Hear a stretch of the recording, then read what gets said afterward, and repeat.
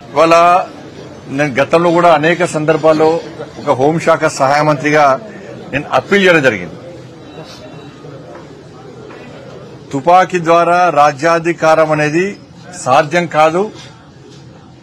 ఇన్ని సంవత్సరాలు తుపాకీ పట్టుకుని ఎస్సీ సామాజిక వర్గానికి సంబంధించిన పేద ప్రజలను చంపి, పోలీసు వాళ్ళని చంపి, మా కార్యకర్తలను చంపి, ఇక్కడ ప్రతాప రామకృష్ణ మీ ముందే మీకే నిలువెత్తు నిదర్శనం. ప్రతాప రామకృష్ణానికి డబ్బు లేవు, ఆయన భారతీయ జనతా పార్టీ కార్యకర్త. ఆయన ఏ రోజు ఇన్ఫార్మర్ కాదు, ఎవరిని ఇబ్బంది పెట్టలే. ఈయన మీద కాల్పులు జరిపినప్పుడు చనిపోయే పరిస్థితిలో ఇవాళ వెంటిలేటర్ మీదకి పోయి తిరిగి ప్రాణాలతో తిరిగి వచ్చాడు. ఇటువంటి కార్యకర్తలు చాలా మంది ఉన్నారు. భారతీయ జనతా పార్టీ కార్యకర్తలు, త్యాగం చేసిన కార్యకర్తలు చాలా మంది ఉన్నారు. మా కార్యకర్తలను దేనికోసం చంపినంటే జాతీయ జెండా ఎగిరేయద్దని చెప్పి సామాజిక జనం చంపాడు. ఇది కరెక్టా చెప్పండి? తుపాకీ గొట్టం పట్టుకున్న నక్సలైట్స్, మావోయిస్ట్ భావజనం చెప్పాలి. జాతీయ జెండా భారతదేశంలో జాతీయ జెండా ఎగిరేయడం తప్ప. జాతీయ జెండా ఎగిరేసిన వాడు భారతీయుడు అవుతాడా? 15th August 26 January నల్లా జెండా ఎగిరేసినట్టు భారతీయుడు అవుతాడా? నల్లా జెండా ఎవరు ఎగరేయాలి? పాకిస్తాన్ లో బంగ్లాదేశ్ వచ్చి జెండా ఎగిరేద్దనాలే, పాకిస్తాన్ లో బంగ్లాదేశ్ వచ్చి నల్ల జెండా ఎగిరేమనాలే. మరి ఇది ఏం సిద్ధాంతం? ఇది ఏ దేశానికి సంబంధించిన సిద్ధాంతం? కాబట్టి పోలీసు వాళ్ళని చంపుతారు, మా కార్యకర్తలను చంపుతారు, అనేక మంది రాజకీయ నాయకులను చంపుతారు, ట్రైబల్ సంబంధించి పేద ప్రజలను చంపుతారు. దీని ద్వారా మీరు సాధించింది ఏంది? మీరు బుల్లెట్ నమ్ముకున్నారు, మీరు ఏం సాధించలే. మీరు సాధించింది ఏంటో మీకు అనవసరంగా ప్రాణాలు తీసుకున్నారు. మీరు జంగల్లో ఉండి. మేము బ్యాలెట్ నమ్ముకున్నాం. మీకు మాకు యుద్ధం అదే ఇన్ని సంవత్సరాలుగా సిద్ధాంతపరంగా వైరుధ్యాలు. మీరు బుల్లెట్ నమ్ముకున్నారు, మేము బ్యాలెట్ నమ్ముకున్నాం. మమ్మల్ని మా ప్రాణాలు తీసారు. మీరు మాతో పాటు పేద ప్రజల ప్రాణాలు తీశారు. ఇలా మేము ఏం చేస్తాం? ఈ దేశంలో ముచ్చటగా 3వసారి భారీ మెజార్టీతో ప్రజల ఆశీర్వాదంతో, ఈ దేశ ప్రజల ఆశీర్వాదంతో నరేంద్ర మోడీ గారి ప్రభుత్వం, భారతీయ జనతా పార్టీ ప్రభుత్వం అధికారంలోకి వచ్చినాం. పేద ప్రజలకు సేవ చేయడం లక్ష్యంగా మేము వచ్చినాం. పేద ప్రజలకు సేవ చేస్తున్నాం కాబట్టి 3సారి మేము వచ్చినాం. మీరు తుపాకీ గొట్టాన్ని నమ్ముకున్నారు, డ్యూటీ చేసే పోలీసు వాళ్ళని చంపారు, సమాజాన్ని రక్షించే పోలీసులను చంపారు, ఎస్సీ సామాజిక వర్గాన్ని పేదలను చంపారు. ఏం సాధించారు? ప్రాణాలు కోల్పోతున్నారు. మీరు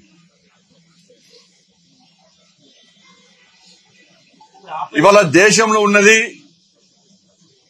ఆషామాషి ప్రభుత్వం కాదు, నరేంద్ర మోడీ గారి ప్రభుత్వం. మేము మళ్ళీ చెప్తున్నాం, తుపాకీ ఉండాల్సింది బార్డర్ లో ఉన్న జవాన్ దగ్గర, సమాజాన్ని రక్షించే పోలీసుల దగ్గర. వీళ్ళ దగ్గర తప్ప వేరే వ్యక్తులకు తుపాకీ ఉండడాన్ని నరేంద్ర మోడీ గారి ప్రభుత్వం సహించదు, దానికి క్షమించదు, దానికి అనుమతులు ఇవ్వరు. కాబట్టి ఇవాళ లొంగిపోవాలని చెప్పి మా కేంద్ర హోంశాఖ మంత్రులు అమిత్ షా గారు పిలుపునిచ్చారు. అమిత్ షా గారు ఒక మొండి పట్టుదలతోని ఈ సమాజాన్ని రక్షించాలి, ఈ దేశాన్ని రక్షించాలని చెప్పి ఒక లక్ష్యంతో, పేద ప్రజల ప్రాణాలు కాపాడాలని చెప్పి ఒక లక్ష్యంతో ఇలా అమిత్ షా గారు ఒక నిర్ణయం తీసుకున్నారు. లొంగిపోండి, తుపాకీ గొట్టం ద్వారా మీరు ఏం సాధించలేరు, సాధించబోరు, ఇంతవరకు ఏం సాధించలేరు, మీరు ప్రాణాలు తీసుకోకండి, లొంగిపోండి. మావోయిస్టులను అంతం చేయడమే మా లక్ష్యం, మావోయిజం ఈ దేశంలో పనిచేయదు అని చెప్పి కరాఖండిగా చెప్పి ఇలా మావోయిస్టులకు అవకాశం ఇచ్చారు. ఇలా అవకాశాన్ని సద్వినియోగం చేసుకోవాల్సిన అవసరం ఉన్న సందర్భంలో కొంతమంది మొండి పట్టుతోని, తప్పుడు ఆలోచనతోని వాళ్ళు ప్రాణాలు తీసుకుంటున్నారు. ఇలా మన ఛత్తీస్గఢ్ లో లొంగిపోయారు. ఛత్తీస్గఢ్ లో ఎస్టీ సామాజిక వర్గానికి సంబంధించి మైనర్ అమ్మాయిలు, చిన్న అమ్మాయిలు, అభయం శుభం జరిగిన అమ్మాయిలకు మీరు తుపాకులు ఇచ్చి ఏం సాధిస్తారు చెప్పండి? దాని ద్వారా తుపాకులు ఎవరు చంపడానికి? దాన్ని సమాజం రండి, సమాజం మార్పు కోసం ప్రయత్నం చేయండి, అందరితో మాట్లాడండి. తుపాకీ పట్టుకొని మీరు కాల్స్తా అంటే ఇది క్షమించే ప్రభుత్వం, నరేంద్ర మోడీ ప్రభుత్వం కాదు. ఇలా మనం ఛత్తీస్గఢ్ లో చూస్తుంటే చిన్న అమ్మాయిలు తుపాకులు పట్టుకొని లొంగిపోతే వాళ్ళ భవిష్యత్తు ఏం కావాలి? వాళ్ళ భవిష్యత్తు నాశనం చేసేవాళ్ళు మీరు. తుపాకులు ఇస్తారు వాళ్ళ చేతికి. ఇలా చదువుకునే అమ్మాయిలు, కలం బట్టి రాసే అమ్మాయిలు, వాళ్ళ కుటుంబాలు రోధిస్తున్నాయి. మా అమ్మాయిలకు మాయమాటలు చెప్పి తుపాకులు చేతికిస్తే మా అమ్మాయి ప్రాణాలు కోల్పోతే దాని బాధ్యత ఎవరు సార్? మా కుటుంబాన్ని ఎవరు సాధాలి సార్ అని చెప్పి ఆ పేద కుటుంబాలు ఇలా ఈ మావోయిస్టులను ప్రశ్నిస్తున్నాయి, మావోయిస్టు నాయకులను ప్రశ్నిస్తున్నారు. ఇవాళ చిన్న చిన్న అమ్మాయిలు పాపం వాళ్ళు తిండి లేక జంగల్ పట్టుకొని తిరుగుతున్నారు, తిండి తిప్పలేక జంగల్లో తిరుగుతున్నారు. పాపం ఎవరు సిద్ధాంతం అంటున్నారు, లొంగిపోయిన వాళ్ళని బదనాం చేస్తున్నారు. లొంగిపోయినటువంటి మావోయిస్టు నేతలందరూ కూడా వాస్తవాలు గ్రహించారు. మేము జంగల్లో ఉండి సిద్ధాంతం కోసం పనిచేస్తున్నాం, మా ప్రాణాలను పణంగా పెట్టి సిద్ధాంతం కోసం పనిచేస్తున్నాం. అనేక మంది ఇవాళ ఎన్కౌంటర్ లో చనిపోతున్నారు. మా అన్ని పేద కుటుంబాలు, మా కుటుంబాలను దూరం పెట్టినాం, మా కుటుంబాలను దూరం పెట్టి మేము సిద్ధాంతం కోసం పనిచేస్తున్నాం. ఇవాళ లాస్ట్ కు లొంగిపోయే పరిస్థితికి వచ్చిందంటే ఆలోచించండి. అలా మీ సిద్ధాంతం ప్రజలు నమ్మతలేరు. ఇవాళ మళ్ళీ అప్పీల్ చేస్తున్నా, అందరు లొంగిపోండి. ఇంకా 4 నెలలు మాత్రమే మీకు సమయం ఉంది. 4 నెలలు మాత్రమే సమయం ఉంది. అమిత్ షా గారి యొక్క లక్ష్యం 2026 మార్చ్ మావోయిస్టులను అంతం చేయడమే లక్ష్యం. అమిత్ షా గారు ఒక మాట అంటే మాట నిలబెట్టుకునేటువంటి వ్యక్తి. మీకు అవకాశం ఇంకా 4 నెలలు ఉంది.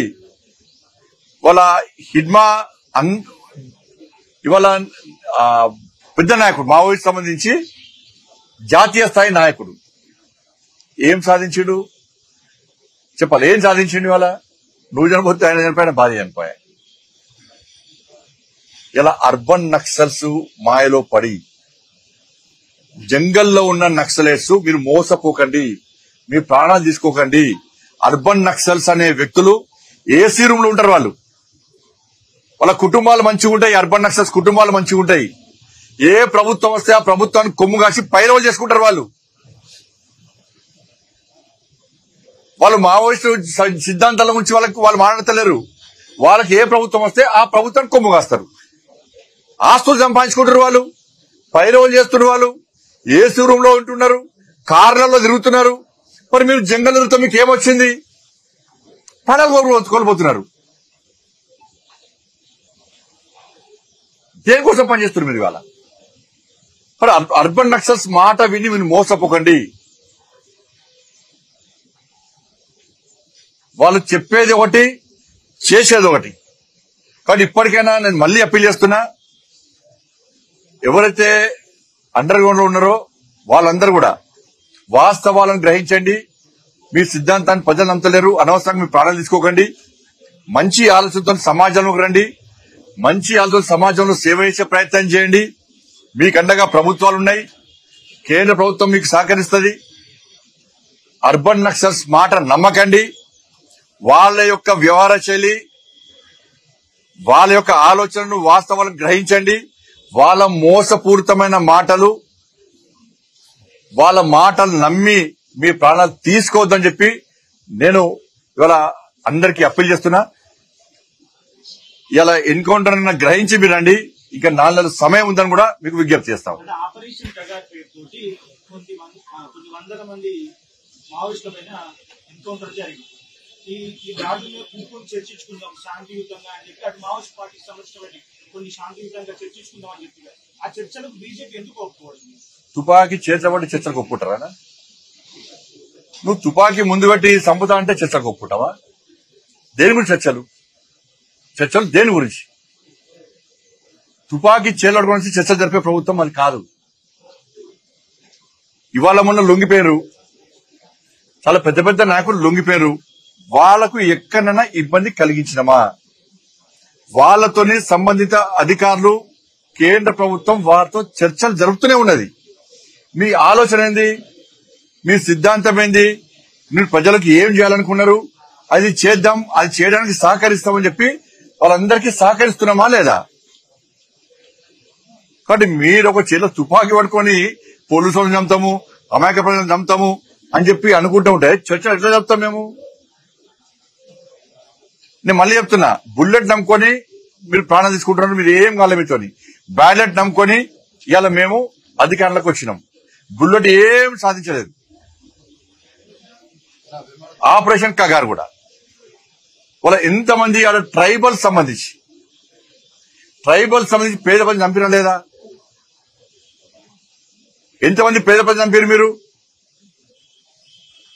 చర్చలు జరిపేది ఎవరు? అర్బన్ నక్సల్స్ అంటున్నారు. అర్బన్ నక్సల్స్ ఏం చేస్తున్నారు ఇవాళ? ఒక అర్బన్ నక్సల్స్ కుటుంబ చరిత్ర చూడండి. వాళ్ళ మాయమంటలు నమ్మి పాపం జంగల్లో పేదలు పేద చిన్న చిన్న పిల్లలు, మీరు ఆ వీడియో చూడండి. పేద పిల్లలు వాళ్ళకి ఏం అమాయక పిల్లలను పట్టుకొని వాళ్ళకి లేనిపోయి నూరు శిబిరం పట్టణాలల్లా జల్సాలు చేస్తారు మీ కుటుంబ సభ్యులతోని. వాళ్ళకి చచ్చిపోవాలనా? వాళ్ళు పేదలు చచ్చిపోవాలా జంగల్లో? మీరు బ్రహ్మాండంగా ఉంటారు మీ కుటుంబాలతోని, అన్ని చేసుకుంటారు మీ కుటుంబాలతోని. కానీ జంగల్లో మాత్రం నక్సలైట్స్ మావోయిస్టుల పేరుతో సిద్ధాంతం పేరుతోని పేద యువకులను మోసం చేసి వాళ్ళని చంపుతారా మీరు? వాళ్ళు చావు కారకులు. పేద ప్రజల మావోయిస్టుల పేరుతోని జంగల్లో ఉన్న పేద యువకుల చావులకు కారకులు అర్బన్ నక్సల్సే. నేను మళ్ళీ చెప్తున్నా, నక్సల్స్ ఎంత ప్రమాదకరమో